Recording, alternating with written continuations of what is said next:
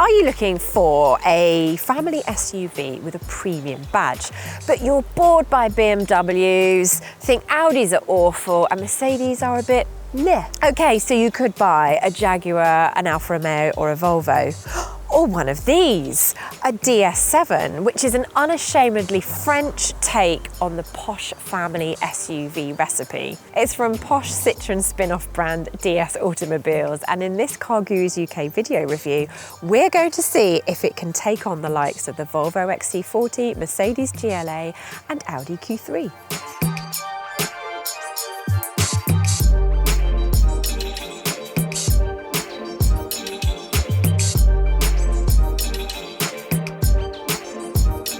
We say DS7, but more specifically, it is a DS7 Opera E-Tense 4x4 300. Quite the mouthful, we know, but what it essentially means is that you've got a plug-in hybrid SUV with a 1.6 litre, 200 horsepower turbocharged petrol engine, combined with 2 electric motors to give an overall 300 horsepower.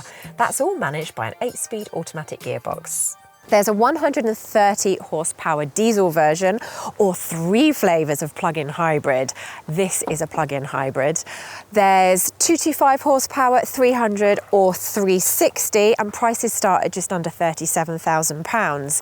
Or this one here, which is the Opera model, which is a fairly high spec trim, comes in at about £56,000. So it is quite expensive, but it is larger than both the Audi and the Volvo. So maybe that makes up for it. The DS7 started life back in 2017 as the DS7 Crossback and has recently received a midlife facelift, which includes dropping the crossback part of the badge, introducing slimmer LED headlights and adding this rather funky looking LED daytime running light treatment.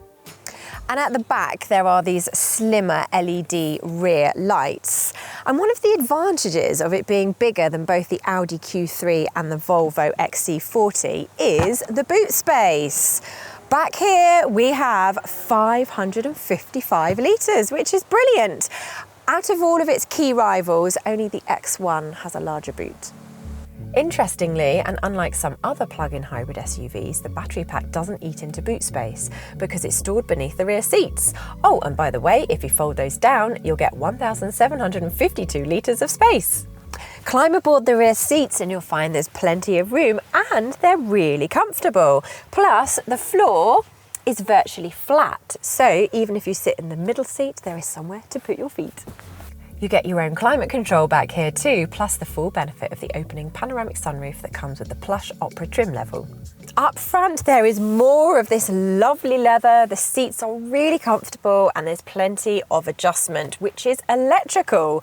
Not only that, these seats are also massaging. So while I might be tempted to just sit here and enjoy a massage, I'm going to tell you more about this car.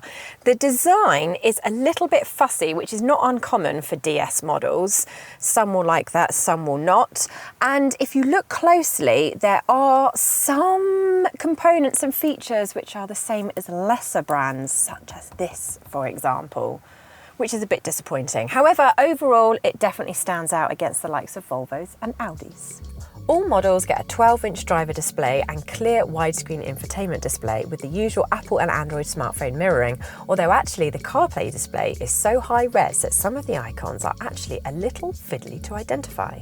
The functionality of the system is also a bit confusing, and it's way too easy to hit these shortcut buttons when you're balancing your hand trying to select something on the touch screen. And there are no physical buttons for the air conditioning system. However, there is a physical volume control. Woohoo!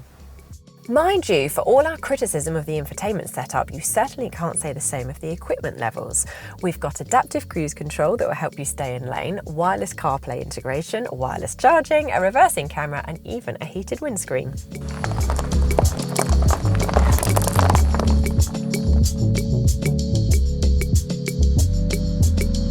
The first thing that strikes you about the DS7 when you start driving it is how comfortable it is.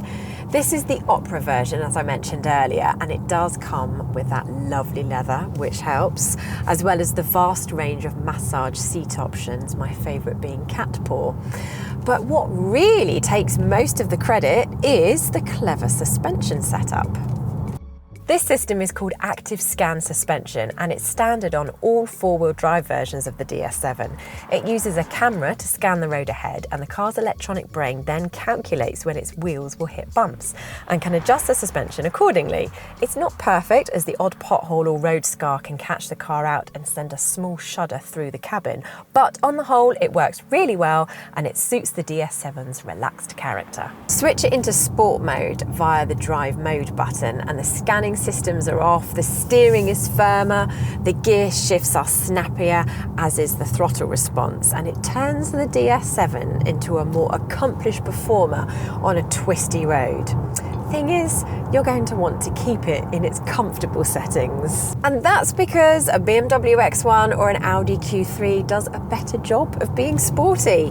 Better then to play to the DS7's strengths and enjoy leather-bound comfort and the wave of torque from those electric motors.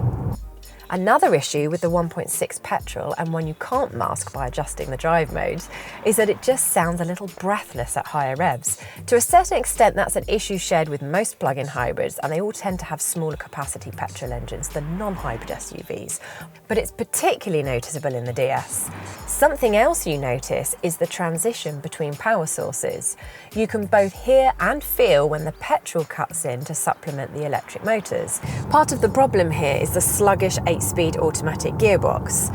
That being said, when it's in pure electric only, that is an electric motor driving the front axle and another one driving the rear, there is plenty of performance on hand for driving at motorway speeds or exiting junctions briskly. Of course, if you want the full helping of power, you'll need the extra oomph from the petrol engine. Bring that in and the DS7 300 can sprint from 0 to 62 in just 5.9 seconds. The top spec 360 horsepower car will do the same in 5.6 seconds, while the entry-level 225 takes 8.9. Pretty impressive, really.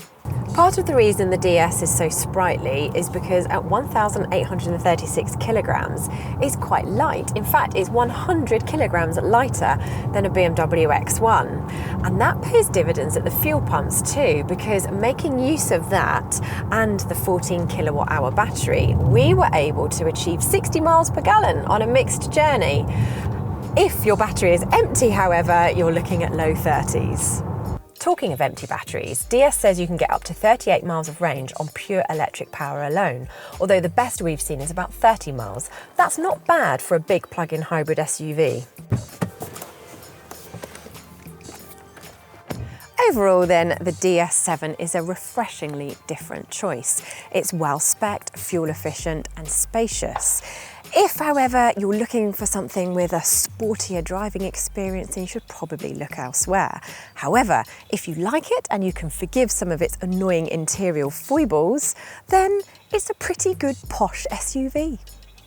But what do you reckon? Is the DS7 a likeable French fancy, or are you more drawn to alternatives from Germany or Sweden? And if you're considering buying a DS7 or indeed any car at all, head to cargurus.co.uk to find loads of great cars for sale from top-rated dealers. And with our super clever pricing technology, we'll even tell you whether it's a good deal or not.